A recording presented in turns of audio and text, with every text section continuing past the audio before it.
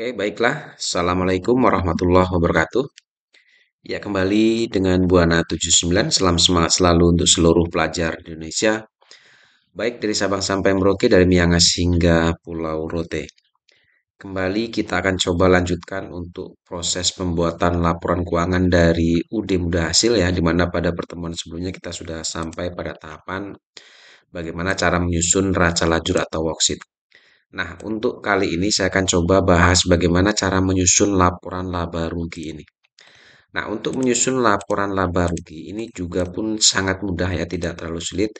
Nah, data yang kita akan gunakan untuk menyusun laporan laba rugi ini adalah data yang ada di neraca lajur ini.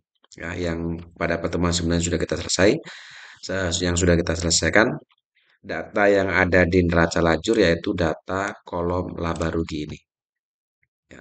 Kolom inilah data-data inilah yang akan kita gunakan untuk menyusun adanya laporan laba rugi. Ya, ini saya tandai untuk mempermudah datanya, di mana kita tahu bahwa kolom laba rugi atau kolom rugi laba ini berisi informasi tentang data-data yang berhubungan dengan akun-akun pendapatan dan akun beban.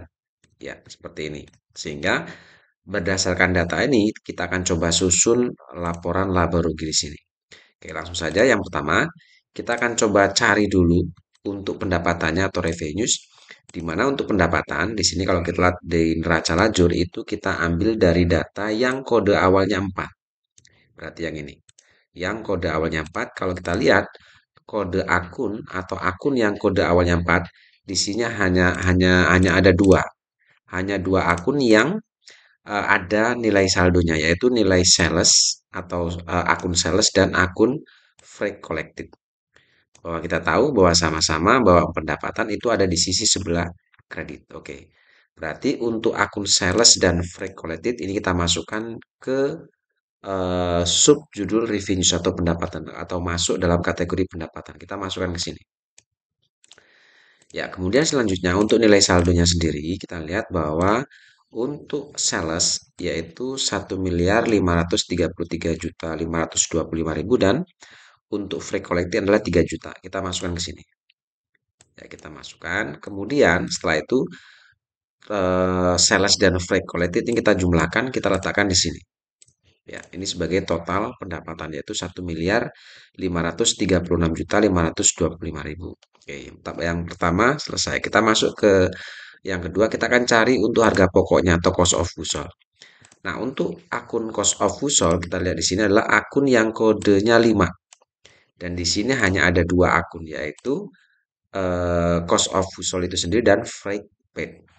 Dan di sini kalau kita lihat untuk cost of goods sold ini saldonya 824.600.000 dan freight paid ini adalah 14.200. Nah, kedua akun ini kita masukkan ke sini. Kita masukkan ke sini, kemudian nilai saldonya kita ambil. Di sini adalah untuk 824 juta dan 14 juta sekian. Kita masukkan ke sini. Ya, kemudian setelah itu baru kita jumlahkan harga pokok ini. Kita jumlahkan, kita letakkan di kolom kedua. Ya, hasilnya adalah 838 juta 800.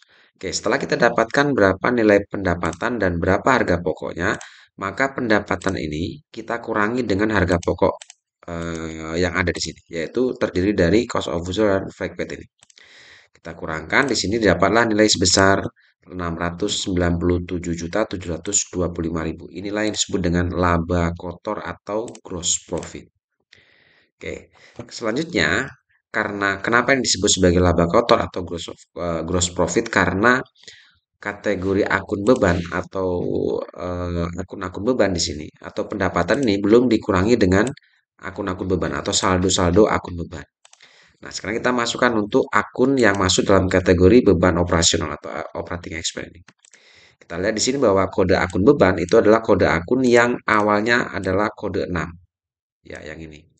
Ini adalah kode-kode akun beban, mulai dari advertising expense dan other operating expense. Kita masukkan ke sini ke dalam laporan laba rugi sebagai akun yang masuk kategori akun beban di sini. Kemudian setelah itu baru kita masukkan saldo masing-masing akun, yaitu mulai dari 6.600.000 sampai dengan 28.900.000 ini. Kita masukkan ke sini. Oke. Oke, setelah kita masukkan, Ya, setelah kita masukkan, baru kita akan coba jumlah di sini. Ntar kita jumlahkan, kita letakkan di sini. Oke, setelah saya jumlahkan total beban operasional adalah 205 juta 5.500. Nah, pendapatan kotor atau laba kotor atau gross profit ini kita akan kurangkan dengan seluruh beban ini, yaitu 205 juta 5.500. Kita kurangkan, hasilnya kita letakkan di bawahnya. Didapatlah 492 juta 719.500. Inilah yang disebut laba bersih sementara. Nah, pertanyaannya kenapa yang disebut laba bersih sementara? Karena di sini masih ada pendapatan dan beban di luar usaha. Nah, untuk mendapatkan laba bersih sebelum pajak, kita masukkan dulu sini pendapatan bahwa untuk akun pendapatan adalah akun yang kode awalnya 8. Dan kalau kita lihat di sini untuk kode akun 8 hanya ada satu, yaitu interest revenue. Sehingga ini kita masukkan ke sini. Ya, sebagai interest revenue untuk nilai saldonya sendiri itu adalah 8.700.000. Kita masukkan ke sini. Oke, kemudian kita masuk ke other expense and loss ini atau beban di luar usaha. Kita masukkan di sini untuk akun-akun yang kode awalnya adalah 9. Di sini ada 3 akun. Nah, karena di sini kita akan coba mencari laba bersih sebelum pajak, maka untuk income tax expense ini jangan kalian masukkan dulu. Sehingga yang kalian masukkan ke dalam other expense and loss ini adalah akun interest expense dan bank service charge. Sekali lagi, income tax expense jangan kalian masukkan dulu karena di sini kita mau mencari laba bersih sebelum pajak. Oke, sehingga kita masukkan dulu untuk yang interest expense bank dan bank service charge ini ke sini. Ya, kita masukkan. Kemudian kita ambil nilai saldonya yaitu adalah 13.200 dan 9.900. Kita masukkan ke sini. Ya. Kemudian setelah kita masukkan komponen pendapatan dan beban di luar usaha, sekarang kita hitung 8.700.000 pendapatan dikurangi dengan interest expense 13.200 dikurangi dengan bank service charge 9.900. Maka didapatlah di sini min 14.400. Kenapa min? Di sini karena beban lebih besar daripada pendapatan. Nah, karena hasilnya negatif atau lebih besar beban di sini, maka otomatis hasil negatif ini akan mengurangi laba bersih sementara ini. Sehingga 492.719.500 dikurangi 14.400, maka didapatlah nilai sebesar 478.319.500. Inilah yang disebut dengan laba bersih sebelum pajak. Nah, kenapa ini disebut laba bersih sebelum pajak? Karena kita belum memasukkan beban pajak atau income tax expense ini. Nah, sekarang kita akan coba masukkan income tax expense ini atau beban pajak ini ke dalam laporan laba rugi ini. Kita masukkan di bawahnya sini. Nah, kemudian kita masukkan nilai pajaknya yaitu 15.232.625. Kita masukkan ke sini. Ya. Otomatis karena ini adalah beban pajak, maka kita akan mengurangkan laba bersih sebelum pajak ini dengan beban pajak. Kita kurangkan, maka didapatlah nilai hasil 463.086.875 rupiah. Inilah yang disebut laba bersih setelah pajak. Nah, laba bersih setelah pajak ini mestinya nilainya atau jumlahnya sama dengan laba bersih yang didapatkan di neraca lajur. Oke, kita lihat di sini laba bersih usaha yang didapat di neraca lajur itu nilainya sama dengan laba bersih setelah pajak yang ada di laporan laba rugi ini. Apabila sudah sama, artinya laba yang didapat di laporan laba rugi itu sudah sama dengan laba yang dapat di neraca lajur kolom rugi laba ini. Artinya laporan laba rugi yang kita buat ini sudah benar. Oke, itu yang pertama. Yang kedua, setelah laporan laba rugi ini sudah kita buat, maka selanjutnya kita akan coba membuat laporan perubahan ekuitas atau biasa disebut dengan laporan perubahan modal. Nah, adanya perubahan modal ini otomatis dipicu karena adanya laba usaha ini.